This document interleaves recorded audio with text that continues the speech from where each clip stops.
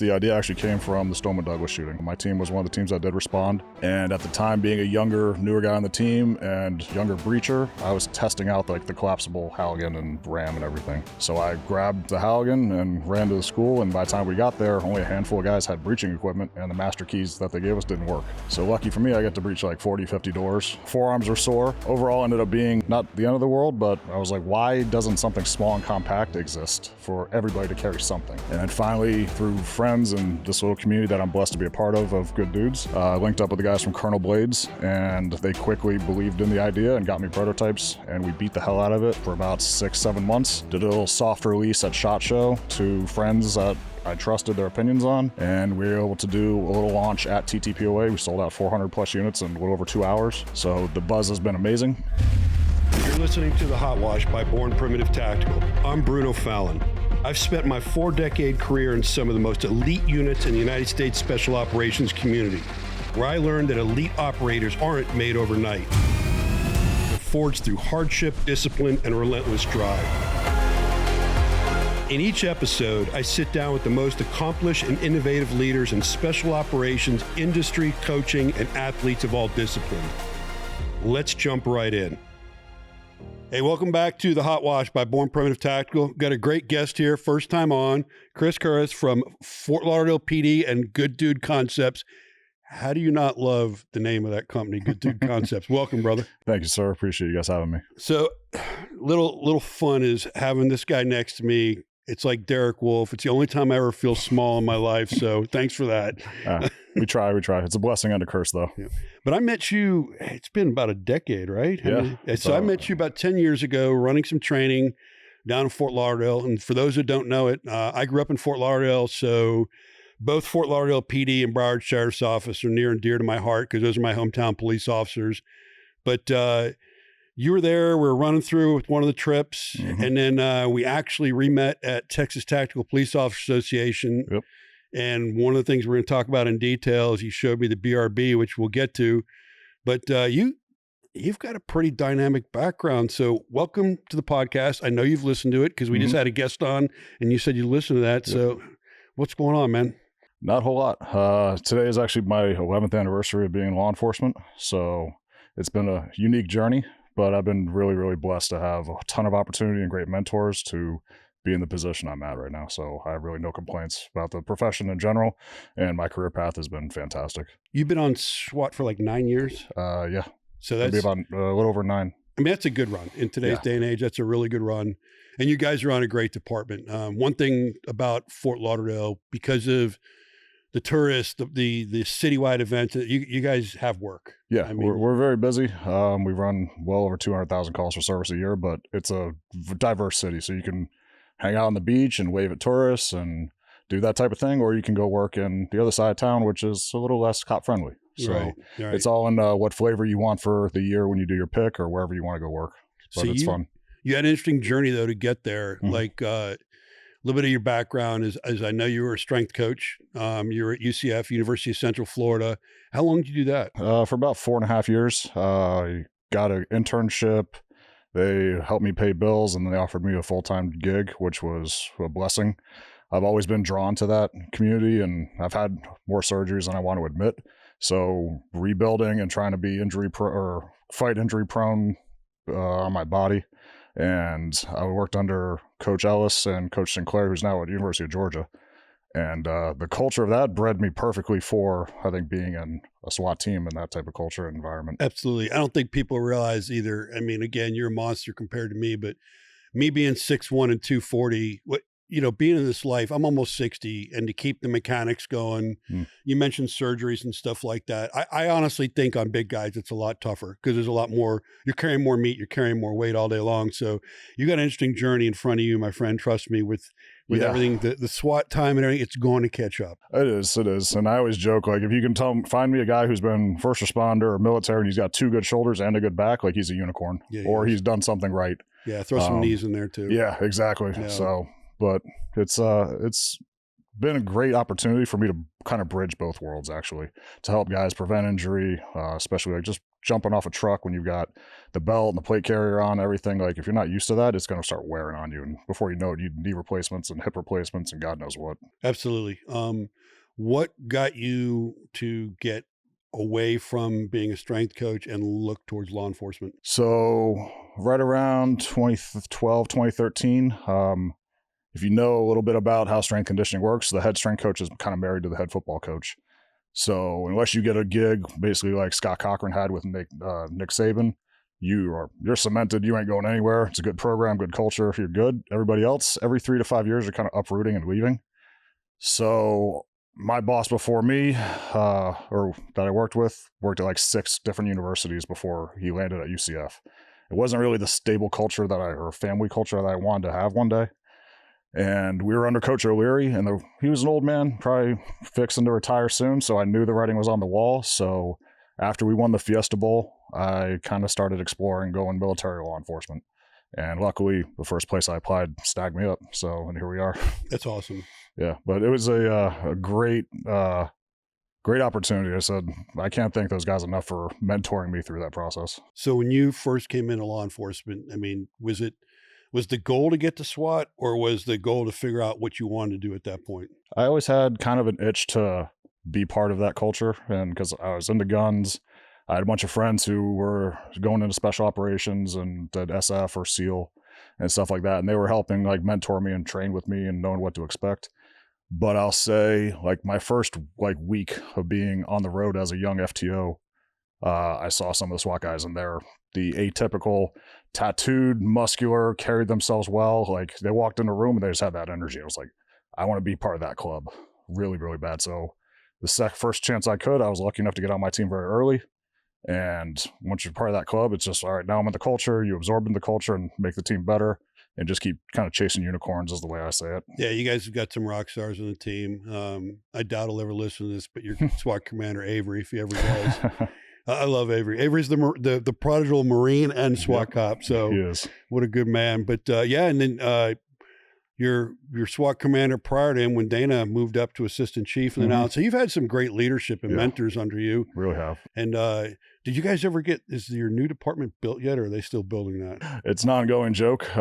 We don't think we're ever going to move in. They keep telling us, but it looks really nice. But apparently there's been a lot of issues with construction. So God only knows. I can only imagine. So what is your current role today on the SWAT team? I just got promoted team leader a couple months ago. And so I handle entry teams, and I'm kind of being prepped to take over snipers at some point because our sniper team leader's fixing to retire. Got it. And you guys, the one thing cool about your location, and this goes back to how we met, there are some cities across the country that are very hospitable towards some of the tier 1 units coming in there and doing some very, very high-end urban training. And the city's got to have the stomach for it because there's explosive breaching, there's live shots, there's helicopters, sometimes boats in your area and stuff like that. And, you know, in today's day and age, sometimes that's not palatable, but the cities that do get rewarded because teams like yours get trained by the tier 1 guys, train with them. Yep. And there's a lot of benefit. I know Fort Lauderdale, Houston, Kansas City, just, you know, Dallas, Fort Worth, just naming a few. It's on a repetitive string right now because of the open door. And that's really good because I think you're getting a level of training that everybody else has to pay for and may not be the most current stuff. Exactly. And with anything, military gets it first, and then it trickles down to law enforcement 3 to 5 years later, probably. But once I kind of saw the magic of how those guys move, how they communicate, how they work, I was immediately hooked. Like, all right, we need to adopt a version of this that translates to our line of work. So our guys are safe, they're doing the right stuff. And one, the level of instruction is out of this world. It looks like the way I describe it is like the most beautiful choreographed dance ever that they've never rehearsed before. And it was truly incredible to watch, but I was immediately hooked, and then was blessed to have a couple mentors from that community, and probably give credit to them for why I'm in the position I'm in. But their mentorship and teaching me all the ins and outs and the nuance and the why behind everything was literally life-changing when it came to teaching tactics and learning from it. And what I don't think a lot of teams get, you get an older culture of police officer that it is hardline on their military, where police. the biggest thing that we understood and always understood is you may have different rules of engagement. You may be subject to different law. We're just giving you more tools in the toolbox. Yeah. And at the end of the day, a barricaded subject, a hostage rescue, if you have the same fundamentals, movement and flow, it all works. Yeah. It all works. And you see teams, we would go into cities that have never worked with our guys. And you could see the large difference. And then just 1-2 week trip with them, and you left them better and cleaner. So anybody that's listening to this, I just, when those coordinators come in your city and pitch it, you might want to fight with that for your leadership, because the one thing I can tell you is we used to go into, and there are a lot of cities, like Los Angeles, this is where it all started. We actually started with LA SWAT because they're the ones that were doing it before the military. But there are some cities that it's hard to get back into, like a New York, a Chicago, and that's because of leadership, whereas the police officers would benefit from it. 100%. So, like, more training is never a bad thing for law enforcement. No, it's not. Even if you don't adopt everything, it's your job to filter what you want to take and not and leave on the table, but you're just being exposed to a different set of ideas. Look at the companies that are winning right now in the tactical world. What are they doing? They're taking what they're adopting for the most high-end military units, and they're adapting it for the law enforcement mission. And there's some going the other way around. The example I'll give you, one of our closest, business partners is Sons of Liberty Gunwork. They started in the law enforcement community. Yeah. I mean, a great program. You have an officer involved shooting, they overnight you a gun. Yep. There it is. Here you go. Keep doing police work, right?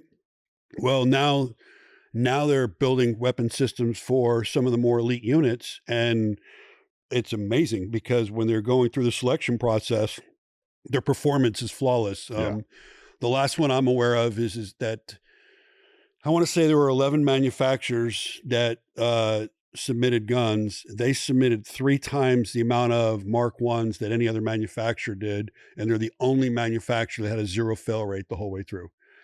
Pretty crazy, right? Yeah, and the industry needs that in a drastic way, in my opinion, to chase evolution in some way, shape, or form. An M4 is not always an M4, or a short barrel rifles. Like, there should be ways to make sure that gun doesn't move, and the gas systems and tweaking it.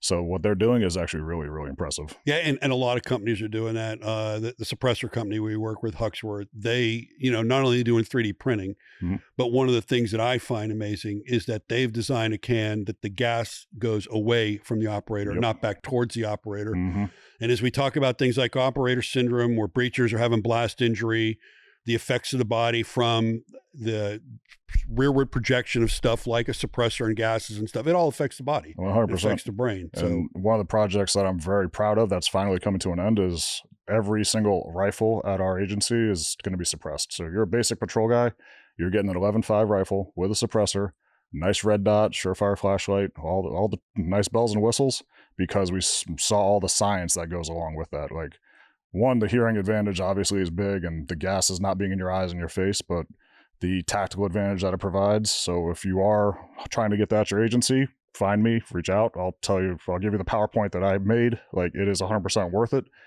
If you can find the budget money is usually the biggest issue, but cops need to have these things 100%. Yeah. And the world's not getting any more peaceful. No.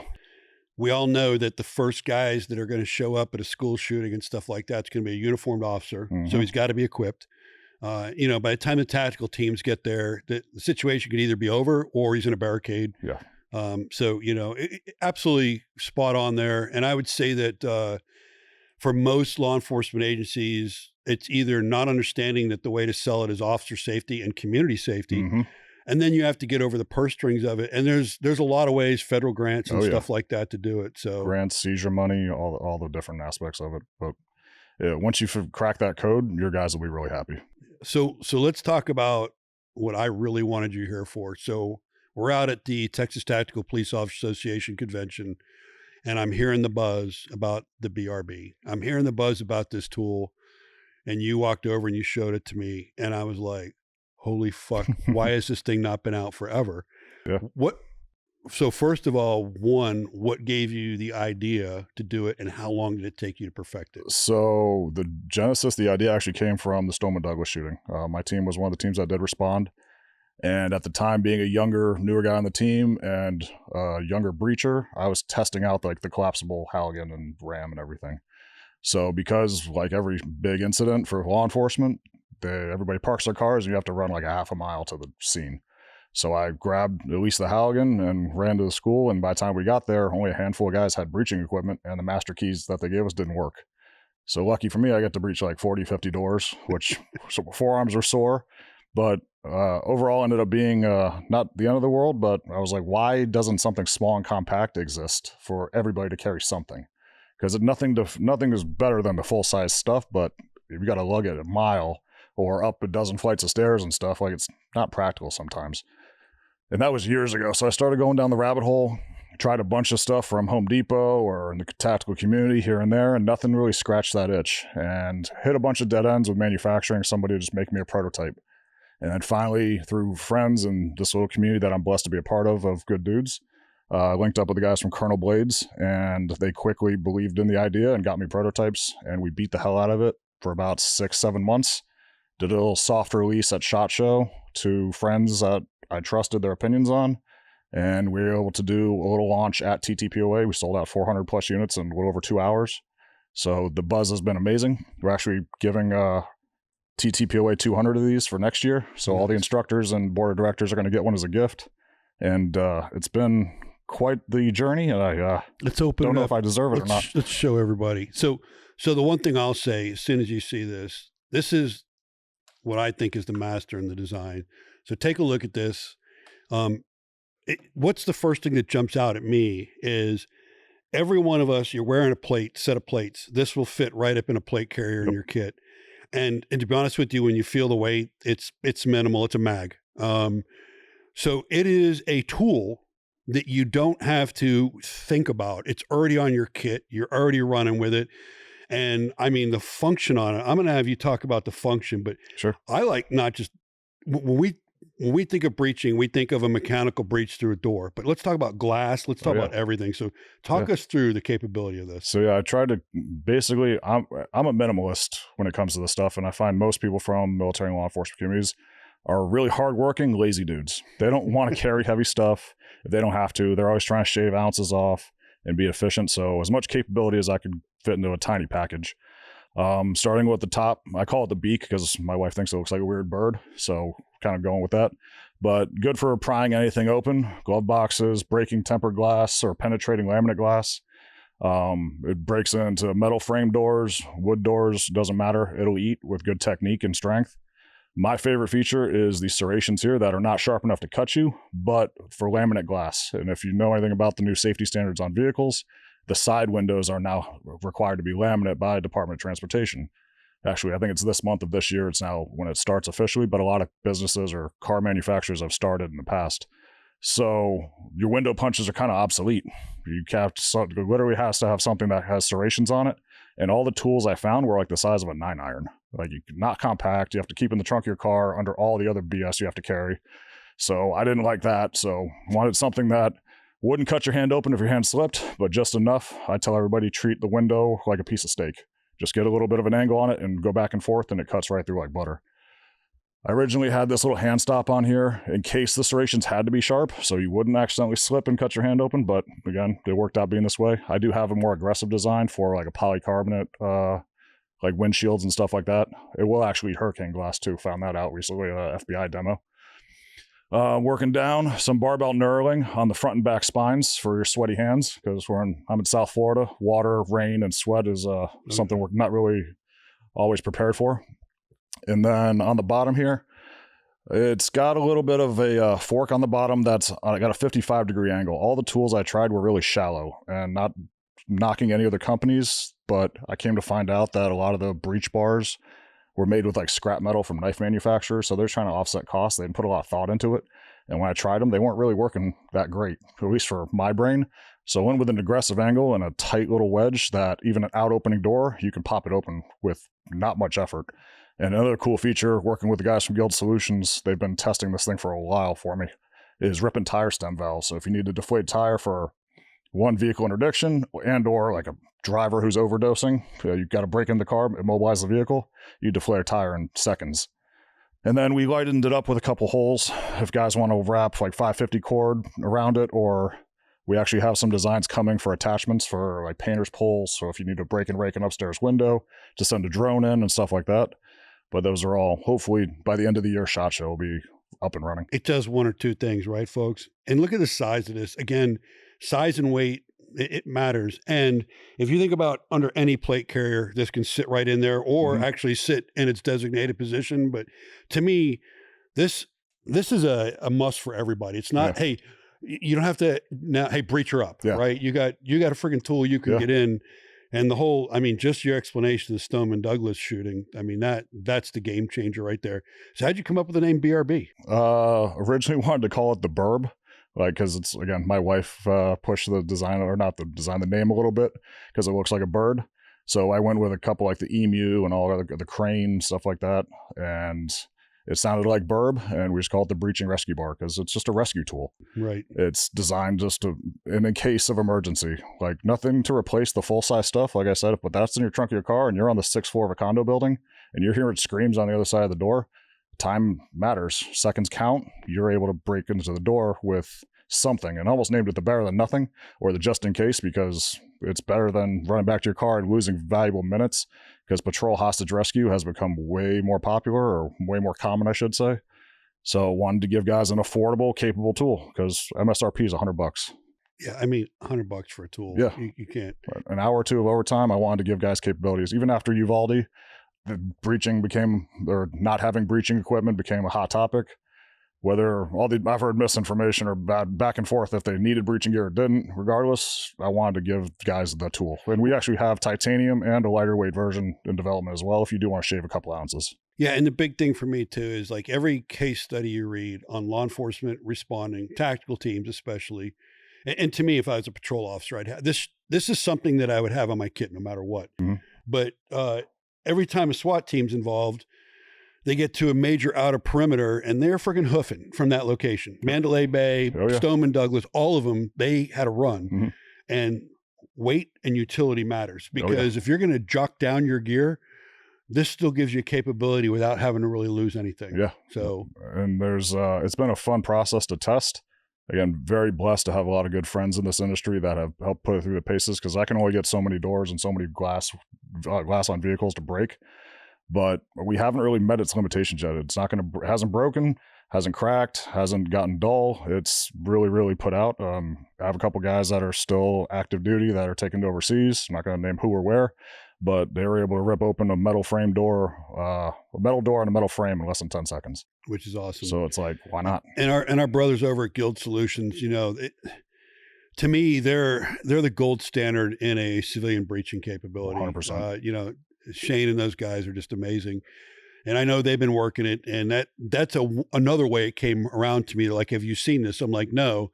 And then all I did was see the picture, and I'm like, I could see 4 or 5 things I could do with it. But once you explained it to me at TTPOA, I'm like, this is fucking genius. I have imposter syndrome over it, because I'm like, why hasn't somebody thought of this beforehand? Because again, everyone's like, oh, it's just a cat paw from Home Depot. I'm like, kind of, but not really, because there's a lot of features that trust me, I bought everything. Right. I took it to bench grinders and Dremels and tried to make it like out of scratch, and it was not scratching the itch. So I said, all right. Well, the laminate safety glass, if you're not tracking that, and it's funny, it's now on regular autos, but it's been on, if you've never tried to do a school bus assault and gotten surprised, and it's, that stuff is tough. Yeah. I mean, I've seen full-size Halligans have multiple swings. Yeah, there's sometimes you can, if you can get a tool in there, it'll rip the whole window out, but it all depends on how the window's structured. And if it's your side windows, like the best technique I found is slam it in by the side view mirror, zipper across the bottom, and takes 3 seconds. The whole window just falls right out. So again, it saves time. There's dozens of videos where there's cars on fire, or cars in water, or flipped over cars on the highway that you got to get people out. And cops are kind of getting their asses kicked a little bit using your basic, like, I don't know, batons or window punches, and they just don't work. So I saw kind of the void in the market, and I wanted to give guys the capability, like I said, at an affordable price. Yeah. So tell everybody that's listening, how can they get it? So it'll be live on our website mid-July. About 5,000 units are coming. First week of August, they should be shipping out to customers. So it's good-dude.com. MSRP is $99.99. Comes in a nice little foam insert case. And we're offering also custom engraving for Like if your SWAT team has a special logo they want, or your agency wants to put call signs on it, whatever, and even custom colors. There's a couple of fire departments that want it because they're also part of the evolution of this process. My whole family's firefighters, believe it or not. And they want it in orange or red or whatever. We'll custom color it. That is awesome.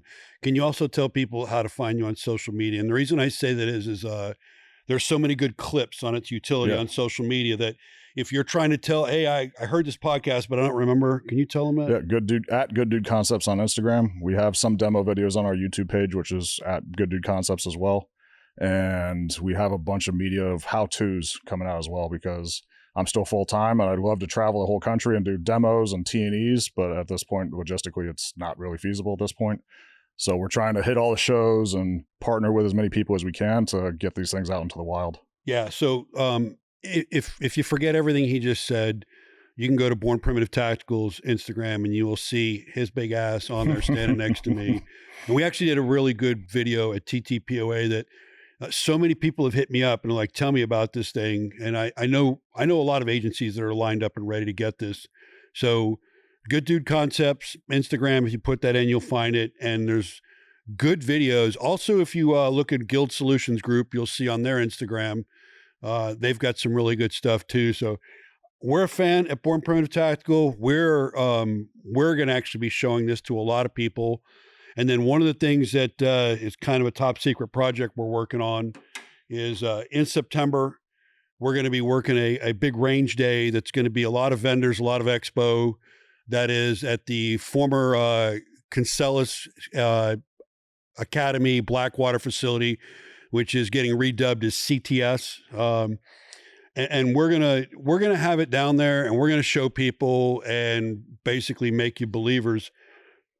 But the one thing you'll learn quickly is that this tool right here, I mean, it can be used for anything out there, and you're gonna see me doing some fun stuff with it, videos. Yeah. Any last thoughts? No, another idea that I just remembered is SSE, ripping open computers to grab hard drives, ripping filing cabinets open, like anything you want it to eat, it's performed. So if you can find its limitations, I want to hear about it, and so I can make it better. We have a couple of further evolutions of this thing coming. Like I said, titanium for some EOD hazmat teams, and a slightly lighter weight version. It weighs in at 1 pound, 5 ounces. So the next version or future versions around 1 pound. So if you're trying to shave a little bit more weight, we have that option available too. And some custom like holders and sheaths and stuff like that. Nylon products are in the works with some partners that we're working with. That's badass. So let me ask you this. Sure.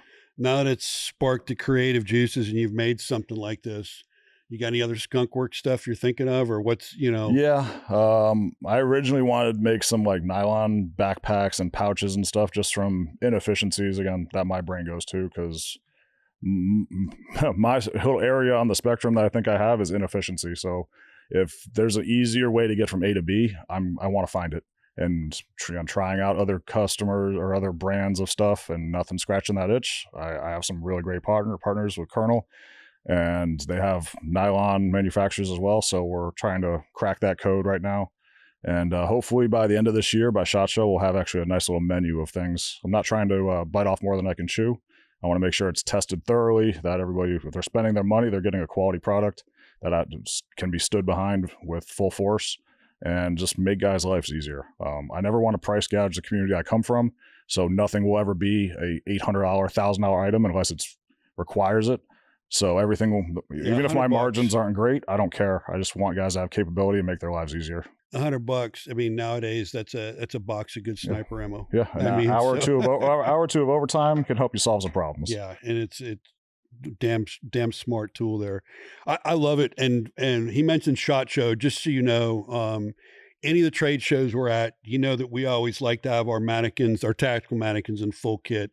We'll also have it on display. So if you can't find them at SHOT Show or whatever, number one, we'll be able to tell you where their booth is so you can get the actual data. But we'll have it on display too, just so you can see it and how we would run it on kit. Very impressive. So let me ask you this. Is everybody in Fort Lauderdale SWAT running them yet? Not yet. I've given a bunch of samples out to help them guys are testing them out. But I'm one of those guys, I draw the hard line between like work and work. Right. So I don't even want my agency to buy them. Like Gotcha. if I have to, I'll donate them. Right. But I don't want the whole back and forth of like, oh, you're profiting from the city. Like, no, I don't want anything from you guys. You've given me enough. All I want is like guys to have capability. So a good handful of my guys just didn't even tell me. They bought it during the launch, which was humbling. I said 400 plus units in a little over 2 hours the day before we started TTPOA. So it was very humbling and exciting. But I have imposter syndrome over this. I don't feel like I deserve any of the help and support that I'm getting, but it's been a true blessing. Keep at it and keep being innovative, because I think that's something that there's so many mousetraps out there that if you can be innovative, and to me, the reason it's a win is how many functions it does, how light it is, how small it is. Yeah. It's literally an add-on to my kit that gives me capability. Yeah. So something you don't have to think about. And just working with coming up with the name of the company, like, was fun as well, because I'm trying to, again, just make this industry and community, all these communities that I'm blessed to be a part of, better. And just by being a good dude. And we all know what that kind of means, but if you don't know, like, it's like this universal stamp of approval. Like if somebody asks me about Bruno, I'm like, yeah, you can tell in the energy, like, yeah, Bruno's a good dude. You can tell right away. But if I say, oh, Bruno's just a nice guy, like, that tells me yeah, exactly. You can read right between the lines. So the industry needs more good dudes working together, like the guys at Guild and so many others. Like, be the positive change in the industry and for these communities, because we all need it. So let's switch channels there, because I love that. So let's go back to your SWAT life. Sure. And let's talk about new guys coming in.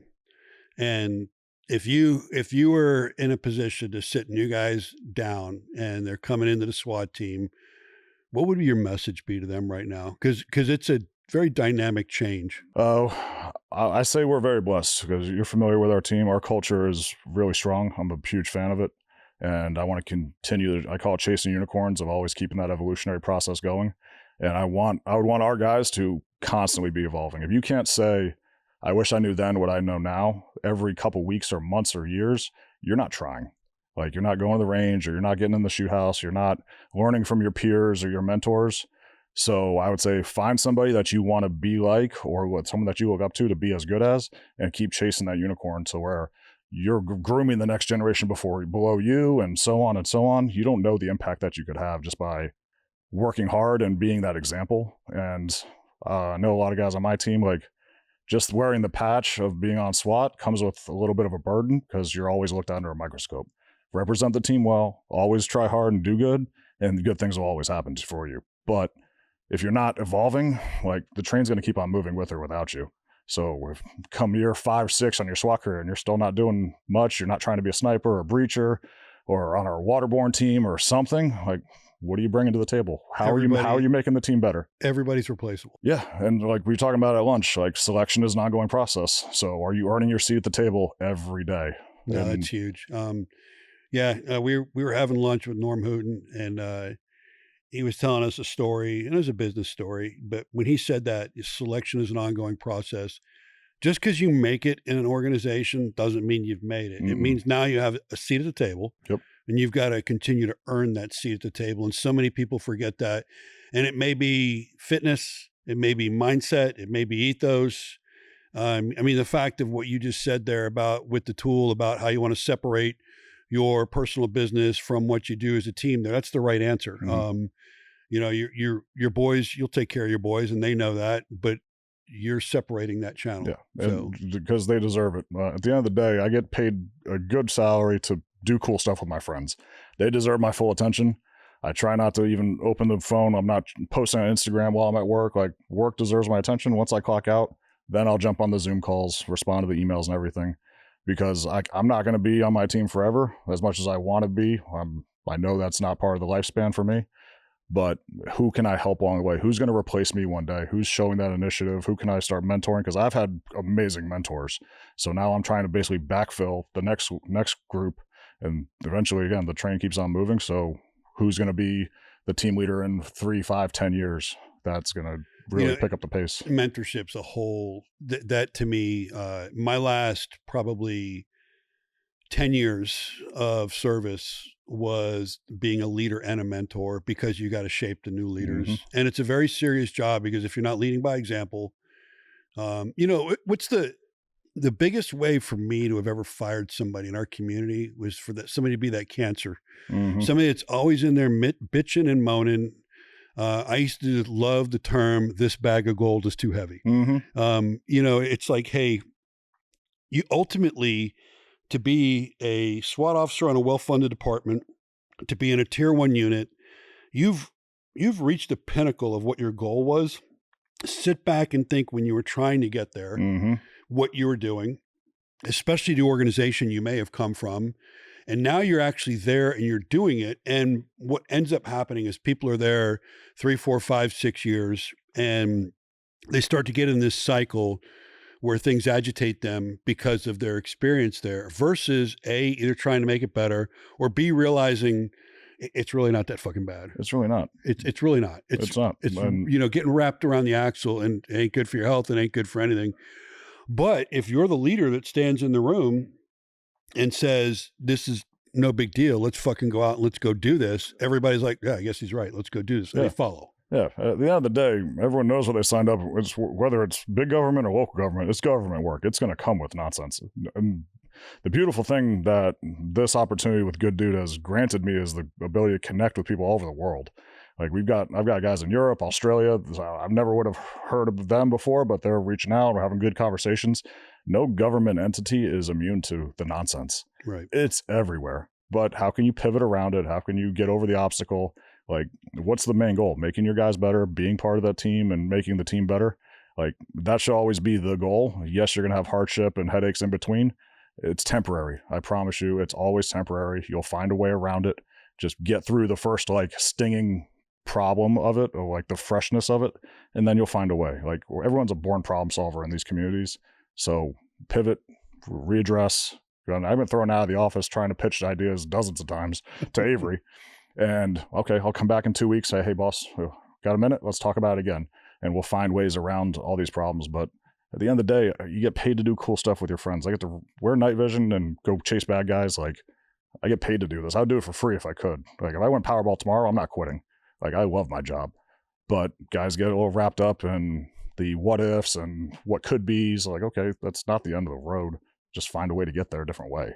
Yeah. And you guys deal with one aspect that, you know, one thing, when I first came in the military, there was a stink on us because I came in right after, not too long after Vietnam, and the military was just not in a great place. It was in a place of transition. And it was pretty amazing that you would go into a place. I was in Savannah, Georgia, in 1st Ranger Battalion, and there were signs on the doors that said no shoes, no shirt, no service, and absolutely no Rangers. Really? Yeah, it was bad. Wow. And, you know, then it started cleaning up, and then America's military was restored in front of the people. But here's the crazy thing about that. Just like law enforcement, what it's gone through in the last few years, it's a perception. It's not a reality. I can tell you that if you turn on the mainstream news and you hear police bashing, and then you ask 100 Americans, how do you feel about the police? 98 of them will be, we can't do without them. We love them. You know, they don't get paid enough. But the two that have something to say are the two being put on media. Mm-hmm.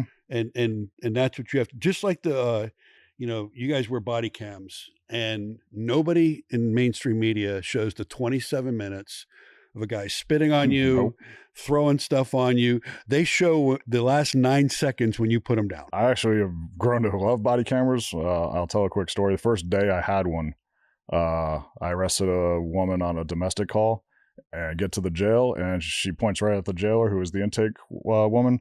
So, he raped me. I'm like, oh, fuck. And then called my boss. Long story short, what would have been a 3 to 6 month like admin leave, for them to DNA swab me, take my clothes, take my car, sit at home, and just have this unknown brewing, even though I know I didn't do anything, and I still have to go through the process. It's now, okay, there's my body camera, and you get cleared almost immediately. Yeah. So, good or bad, they've cleared more guys. And talking about Dana, when a short time he was in charge of IA, I had more complaints come through about me that I got squashed I never even heard about. But I'd bump into him. He's like, hey, just so you know, that one guy who was a pain, like, we squashed. I was like, oh, I didn't even know. Didn't even know about it because it gets squashed so easily. So there's pros and cons, and I think it makes us look like rock stars more than anything else, because all these complaints just get dissolved almost immediately. No, I agree. I think the more I got educated on body cameras, I think for guys like you and a lot of other guys, it's a real benefit because the false claims can go away. And yeah, you know, if you're doing something that the body camera is going to prove you wrong and the entire tape is played, then maybe you are doing something wrong, right? Yeah. I mean, and unfortunately, the entire tape's usually never played. No. So, and being in my current role is also in our training unit, we're teaching young cops like narrate for that camera. Be John Madden on Monday Night Football, trying to call play-by-play. Like tell the camera what you're doing and seeing that they may not see because you're only getting a limited field of view. And it's helped guys a lot. One, because it keeps them calm and cool.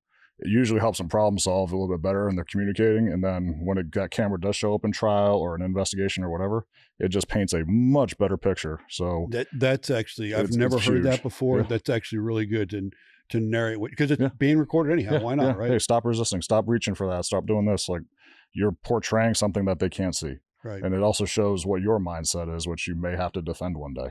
And I know some of the cameras are set up in cities to where either the officer can activate it, or if somebody else's camera around you is within a proximity is activated, yours gets activated as well too. Yeah, there's a bunch of little weird features on it where if you turn your taser on, there's even magnetic sensors. If you draw your gun, it automatically turns on and stuff like that. So luckily we pick and choose what's realistic and works for us because we beta test everything in our unit. But at the end of the day, like it's part of policy. Just stick to policy. It's hard to justify, oh, why wasn't the camera on? Like just do it. Because again, if you're not doing anything wrong, you're going to come out fine. But if you leave the door open, you're just giving power to either IA or the city to start messing with your life and your welfare. So I don't like it. I'm a control freak. So I don't like, oh, hey, they're in charge of where I get my next paycheck, possibly, or if I'm suspended with or without pay because of nonsense. So again, things that people always complain about, old timers, like we were talking about, whether it's team or just regular guys, like the change is coming. The only thing I will complain about is if Axon or whoever doesn't make these cameras smaller, I'm going to get annoyed because I want minimalist, like we talked about. It's taken up almost like a whole quarter of your plate carrier at this point. Like find a way to make that thing small. There's awesome little GoPros that are tenth the size. Like they should be able to make that technology better for us, but who knows? So there it is. We have the next challenge out there for somebody to make a body camera that's both durable and smaller. Yeah, please, dear God. That's going to be that's going to be a tech guy. Yeah, that's definitely not me. That's not me either. No. So let me ask you this. Sure. You've got a really, sniper, you're looking at the breacher side of it. You're training people and stuff like that. What do you think is right now the next biggest void? You might not be attacking this, but in your gear, what do you think is the next biggest void that's out there in terms of stuff that you strap on every day that could be improved? Everything needs to be lighter and more streamlined. And sometimes it's a choice. A lot of guys like to have a full loadout, like they're going into Fallujah. And it's like, all right. In some cities, it might be like Baltimore, Houston, like you're going to work, you might get into a crazy shootout. You never know. But minimizing the kit as much as possible and also keeping a professional look. So anything that can streamline, like some of these med pouches are this freaking big and you got to find room for them. And some of the, like, you're not getting 6'7", 260 pounds of real estate. You might get 5'2", 110 pounds. So everybody needs to find a way to make kit as small as possible and like take away the extra weight, streamline as much as you can, ease of use. There's a whole lot of fat to be trimmed off, in my opinion. And sometimes they do it for the manufacturing process, I think, being easier, or material that might not be ideal, which is why I like Born Primitive stuff, because you guys put thought into the materials you use and the durability and stuff like that. It's everything you need and nothing you don't. And that could be, I think, across the board more streamlined. Like everyone's going to red dots on pistols. I think that needs to be a 100%. Every gun that's issued to a cop should have a red dot on it. Agreed. And better flashlights, stuff like all the little things. Like if I draw a flashlight, I want it to melt their face like the Indiana Jones movie. Like, because them doing this gives me a tactical advantage. So I don't want the Home Depot 10 lumen light. Stop trying to chase the best, I guess, or the lowest price and find the best quality at the best price. Lowest price never wins, right? No, and it's government. And when you think about it, so this is something I know for a fact, is there's so many law enforcement officers that are buying their own kit. Yep. Because what the department issues, and they'll sanction stuff that they know is worth more or cost more, I'm sorry, but they won't buy it for you. Correct. And again, some departments, smaller departments may not have that kind of capital. But when you're living, well, for example, in Fort Lauderdale, and you know the cash cow that comes out of that airport, that port, and that beach with all the tourists, there's no reason why not, right? No. That's why I take care of you guys. But I will say this, that if you walk around any tactical expo, there is so much being made nowadays. Some of it's good. Yeah. Some of it I'd never put on my body. Yeah. And I'll always support guys bringing stuff to market because it'll push evolution, hopefully. Right. And if the war on terror did anything, it pushed evolution aggressively. So, I mean, we'll see how the next years play out. But like the reason we have like TAC med programs is because of the war on terror. Like dogs, yeah, TAC med, dogs, embedded med. EOD. Oh yeah, all of it. drones, like drones. The technology alone, like it's forcing evolution, and that should always be happening. But sometimes it gets stagnant here and there. So I'm glad to see new companies are bringing stuff to the market, and small businesses are bringing stuff to market because maybe you're challenging the big fish who's been a little stale for a little bit. And it maybe just opens their eyes. Hopefully they don't steal ideas and they're unethical about it, but maybe it'll force them to, again, push the evolution a little bit more forward because everybody needs it. All the communities will benefit from it. So why not? Everybody refers to the military and gear, and it's a trickle down from there. So whatever the tier 1 units are using, a couple of years later, you'll be using. Yep. And you'll see it. So you'll push for it. And most of the manufacturers will make a militarized version that meets all the DoD requirements and, rugged, this, that, and the other. And then they make a law enforcement version after that. And then they make a civilian version after that. And I mean, that's the evolution. You think about every red dot and everything that's come out there. The biggest thing that I would say is for law enforcement agencies, from the job I had prior to Born Primitive and going around and running some high-end training, is talk to people that are already using the gear. Don't just talk to a vendor. Yeah. Like I'll give you an example. I was working with one police department that was being sold night vision goggles. They were night vision goggles I would never put on my head. They were garbage. And my bigger question is you're buying the goggles and you're not getting lasers. How are you going to incorporate the two of these together? Well, it was the vendor for the goggles pushing them, and weren't talking about the complete package. We're fortunate to get our hands in there with those guys and help them out and steer them to a different direction. Good. But the next best piece of sliced bread is not always that. No. And that's, in my opinion, that's unethical on the vendor's part because they're just trying to chase a commission or a paycheck or something. But in my opinion, like I'll pimp a buddy of mine who's a former Ranger, John Dufresne, has a night vision company called See the Night. And he saw that gap. So anything that he buys or sells through his night vision company comes with free training. Not only am I going to sell you the equipment, I'm going to show you how to use every little bit of it at no additional cost because he's just a definition of a good dude. He's a former Ranger and he's been teaching law enforcement. He recently moved away from us, but he was at our trainings like every month to where he would just come drop little knowledge bombs and help us. And he basically helped stand up our night vision program. But everyone, I think, should have night vision. But again, you get the salesman who maybe he was selling boats a year ago and now he's got a job at a night vision company. What's his stake in the community? Does he really care that he's selling half-ass gear to a team that's possibly going to do a hostage rescue and put them a little bit of liability because you're trying to sell them this instead of that? Right. So that's another issue with the industry sometimes that I think is a huge flaw. Hopefully it kind of corrects itself, but working with good dudes, hopefully again, we'll make it better. Yeah. And again, that's the reason I was drawn to your piece of equipment. 1, it doesn't exist. Yeah. 2, it's durable. And 3, it's priced right. So when you look at this, you say, well, what compares with this? What compares with this that's out there? Yeah. Number 2, you're like, I mean, this is me. For $100, I cannot not take a swing at this, right? So I'll tell you this from a business side of the house. We've got a lot of competitors. We've got Cry, we've got 511, we've got Arc'teryx. They're all out there. There's enough to go around for everybody. Yeah. I don't need to cut anybody's knees out from under them. I don't need to talk about anybody's product being better, worse, whatever. I just need to make the best product possible.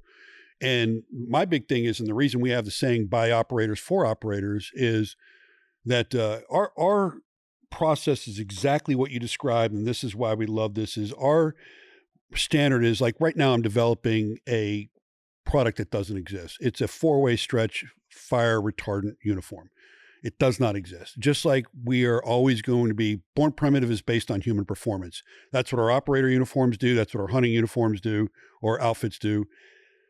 We're 18 months into the stretch FR, and I won't release it until it passes. And once the fabric's developed and it's stitched, then it's going to go through about a 4 to 6 month grueling period where it's not just our own people that were former operators, it's going to units. Mm-hmm. And we're going to get the collective data back, and then we're going to go into what we call a V2 and make a second version, resend that out. Have we fixed everything? Does everybody like the arrangement, this, that, and the other? And then we go with it. The advantage we have is that our op assault uniform and top is received so well that the configuration is already where we want it. Now we got to get the material. Yeah. So, but that's the process. And in the process, I'm competing with other brands that make FR material. Yeah. And I don't care, because I'm going to introduce one based on human performance, and you may not have a need for that. Yeah. You may be sitting in an aircraft where you don't think human performance matters. It always matters. Always matters. It always matters, because you don't know when that aircraft's not going to be an aircraft anymore. Yeah, exactly. And again, through the strength and conditioning world, I've met some amazing world-class coaches. One who was formerly on the Army side special mission unit, he was their strength coach, and majority of their injuries were just stepping off vehicles, stepping off helos. Like you're jumping off, whether it's fast rope injuries, like your body's taking a beating. So the way you wear gear and having a good level of human performance is always going to matter. Absolutely. But back to what you're saying, like there's competition for a reason. It's a free market. Instead of just shit talking a company, try to put them out of business by doing it the ethical way. I'm going to make a better product that's either more affordable or more durable, or I'm filling that void that you couldn't fill. And I'm not going to talk trash about you. I'm just going to push the evolution. Right. And I'm going to keep repeating that because I think it's crucial. Like everything in this community needs to be pushed. And instead of, again, trash talking it, I'm just going to try to compete with you. No. And so I know you, that if 3 years from now, there's something out there that you've identified as better than this, you're going to have a new BRB. It's going to be the, the Big Eagle V, whatever. I said, we have about 3 or 4 versions on deck that we're just started getting prototypes of. Hopefully we'll have 1 or 2 of them ready by the end of the year, maybe around SHOT Show. But just from talking to guys like the 160th guys and stuff like that, like I have an air crew rescue tool so you can cut through aluminum. Well, if you need to rip open a car or whatever, I want something that can cut through metal. Tomahawk version, just because I want to make one. Yeah, they're cool. Tomahawk. They're fun. Yep. And I mean, I'm never going to probably carry one for work, but still, if guys want to carry one, because I know a lot of guys do. And I know a lot of guys that will. It does solve a need for some people. So I think they're just fun. I'm going to stay away from anything in the kind of gun industry. So I'm not going to, like, there's little things I think I could make, but I'm going to let the bigger fish probably chomp on those until we get up and running a little bit. Maybe in the 3 to 5 year plan, we'll dive into that. But again, streamlining kit for guys, making their life easier and bringing tools to market that don't exist. I love it, man. So when you are delivering one of these to somebody, do they get, is there a link on YouTube that you recommend? Is there something you say? Is there something that shows them besides describing it, the functionality of how to use all the tools? So the website's going to have basically like a little picture describing what everything is. And I think in the next couple of weeks, I got to get with our media team and we're going to do basic how-to videos of every feature. So I'm blessed to have a junkyard that's willing to let me beat up on cars every now and then. And finding breaching doors is a little bit of a challenge. The guild guys are helping me out with that with New Guild South that they have down in Miami. Yep. So we've got some training doors we're going to beat up on and basically have all the frequently asked questions in an easy to find little folder that'll be on the website that's almost done being built. Because when we did our launch back in April at TTPOA, it was based on demand. Like we weren't ready to launch, but guys were chomping at the bit. So like, all right, well, how many can we get? Had a schedule, send them out, test the market to see how it's doing, which again did great, but I wanted to make sure that things are up and running by the time we have this big order come in. So I'll always answer the DMs and the questions. So I have my phone on me 24/7, but if it's 2:00 in the morning and you need some help, I want you to have access to the videos, the how-tos and everything like that. Yep. Again, if you can't remember how to get a hold of him, I mean, Good Dude Concepts is pretty easy to remember. You can track him. If you go through his Instagram, you can find the website. There's a lot of really good videos on there. I always do my homework on every guest. And to be honest with you, I went and watched the video we did together. And then I watched some of the videos he's posting. And that got my memory going on the utility of this tool. So I think it's pretty amazing. Yeah. We have a demo of a 10-year-old girl breaking a window with it. So it's not just a big guy's tool. It's designed for everybody. That's awesome.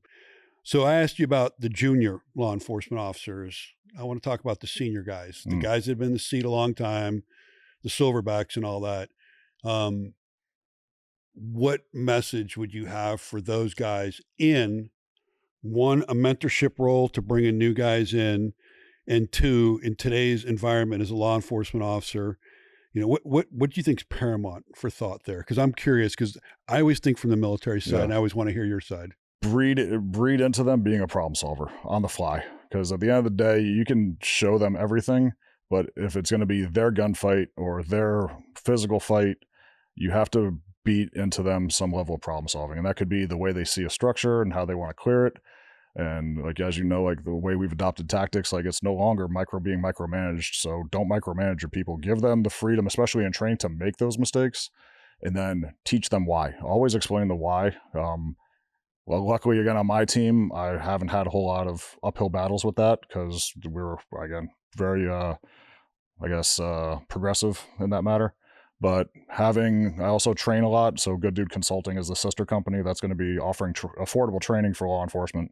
But teaching at TTPOA and some of these conferences and getting some LE contracts, you see some of the uphill battles for the senior guys who are like, well, we've always done it this way, which is the most cancerous toxic statement on the planet, in my opinion. Fight that and keep the evolution, as I'm going to keep repeating that word. It's my favorite word, apparently.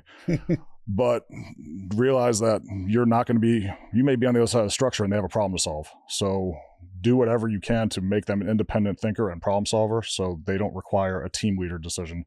Like, there's operator problems and there's team leader problems.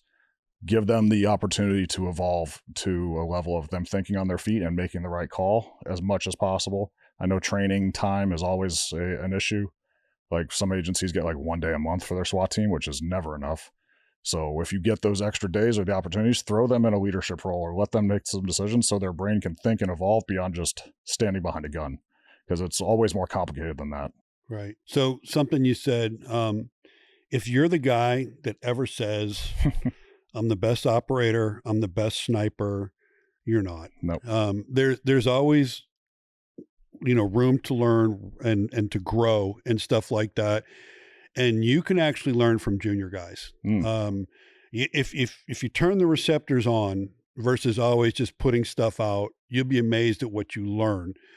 I think one of the biggest lost skills in senior people is listening and receiving versus transmitting.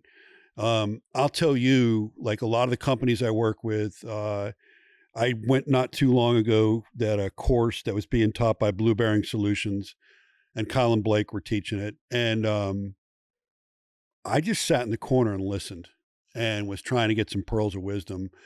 And it was amazing some of the things they said that I'd either forgotten or had never heard. But if you're not listening, if you're just waiting for your piece to get up and speak and tell everybody how good you are, you're not learning, right?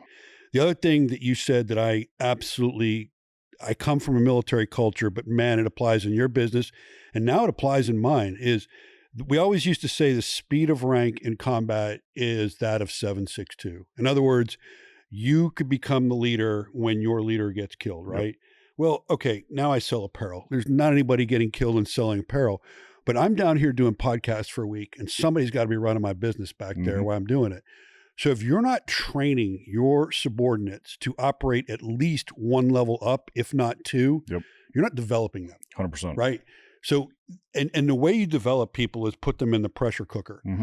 So you give people in their day-to-day tasks stuff that is above their level, and then you mentor them on it. You don't cut them off at the knees. You teach them how to manage those tasks. And before you know it, they're going to be operating above their level. Then guess what? Now, the next time you need a manager or director, you can promote from within because you've built somebody with institutional knowledge. 100%.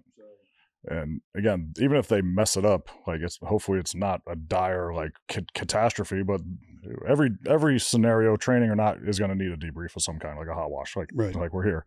So don't just make fun of that, or we can joke with them a little bit, haha, whatever, but explain the why, mentor them, teach them the right way or a better way, and help them connect those dots. The more you do that, and then it becomes second nature, you've just backfilled the next generation of your team.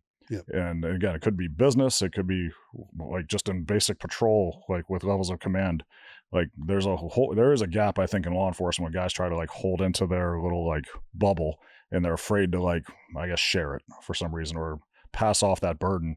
But it's a team environment no matter what. Any big incident is going to require managing multiple people. So why not try to raise everybody up? Yep. And so 2 things on debriefing real quick is one, you don't got to stroke everybody, but there are things on an operation that we call sustain. And if you go in and crush something and do it right, I mean, really right, you should always highlight in a debrief that, hey, the flow on the second floor was the best I've ever seen. Move on. Acknowledge that, because you may have a junior guy that doesn't realize that is what perfect looks like. Yeah. That is what you're striving for. He may have never seen it.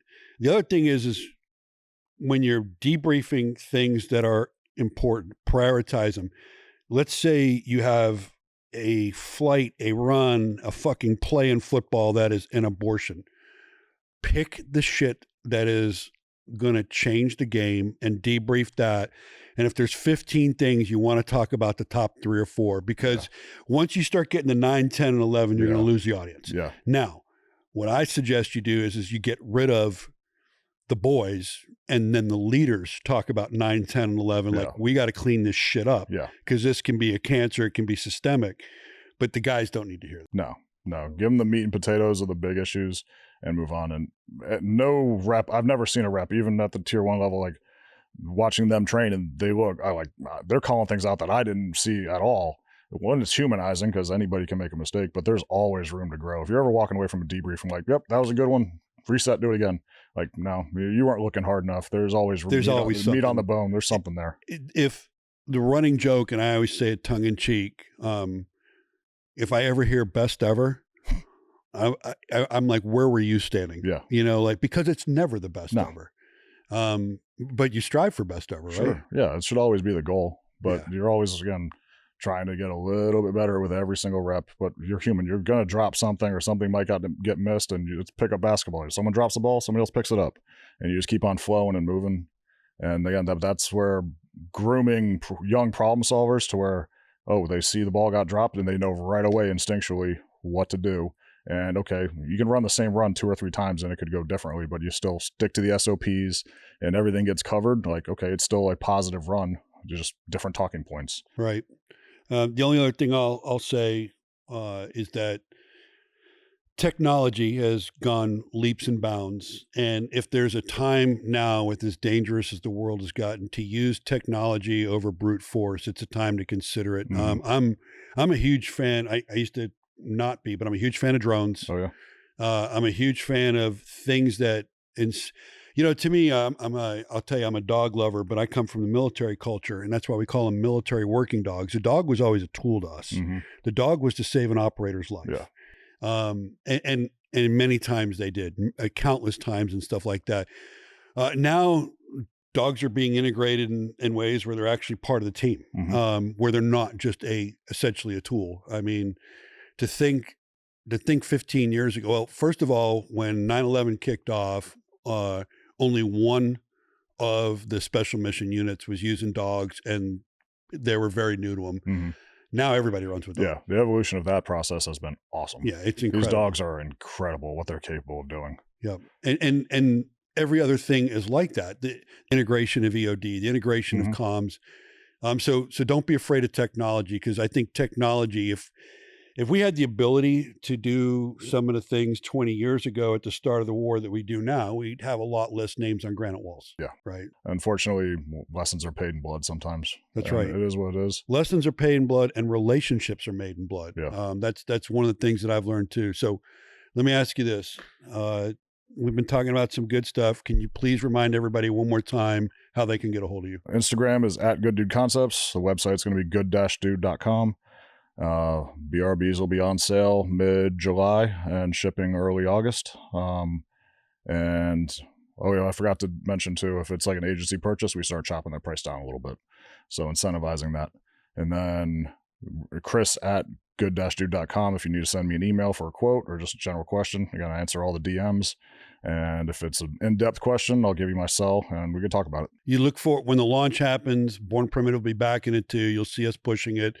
We firmly believe in everything that he's doing. Any final comments? No, I truly appreciate, one, the opportunity to reconnect with you. It's definitely been awesome. I'm going to send you some more BRB so you can do some giveaways and stuff like that, because I just want these things out in the wild and helping guys out. No, we appreciate it, and we will absolutely use it. And the biggest thing we'll do is when we're working with agencies and stuff like that, we'll hand it off and be like, hey, try this out, and we'll do some promotion. So for me, it's always an honor to get somebody that I respect in here. It's rare that I get somebody bigger than me, so I appreciate that too. But coming from the military culture, I've got a coin for the podcast. Appreciate That's for you, you, my friend. Thank you, sir. You just had lunch with Norm Houghton, one of a great American. Amazing. So that bottle of 12-year is from Norm to you.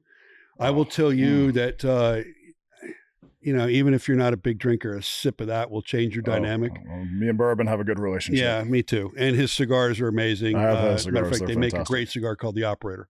I haven't tried that one yet. So it is a nice long smoke. I'm going to sit and have a smoke for a while. Oh, for sure. And then from Montana Knife, I've got a everyday carry blade for you. I'll tell you, they are, if you don't know Montana Knife, they are the industry standard in the hunting world, and they've entered into the tactical world now. And they've got 3 distinct blades out, more coming. But man, Josh Smith and the crew there, they know what they're doing. Battle Goat, the War Goat, the TF-24, and the Sear. Correction, they have 4 tactical knives out. I love them all. The one I'm giving you here is an everyday carry blade that, shit goes rough. You got something, but beautiful. That's Thank from you, those sir. guys there. Appreciate and I know you're a knife guy, so that's kind of fun. Yeah, I like all tools. I'm a gear snob or a gear nerd, just like anything else. And that's how this came to be. So all the gear nerds out there, there's a future for you, hopefully, on your team and helping solve problems in the industry. Hell yeah, man. Well, it's been good having you. It's an honor, sir. For everybody out there, again, Good Dude Concepts, the BRB, we love it. It's very rare I have somebody come on the podcast just because of something they've developed. Chris is much more than that. It's how he got there, the mission and what he's doing. So we're happy to have him. We'll probably see him again here in a few months when he has the next coolest thing out. So thanks for watching. Thanks for tuning into this episode of the HOTWASH by Born Primitive Tactical. Don't forget to like, subscribe, or follow us at Born Primitive Tactical. I'll see you next time.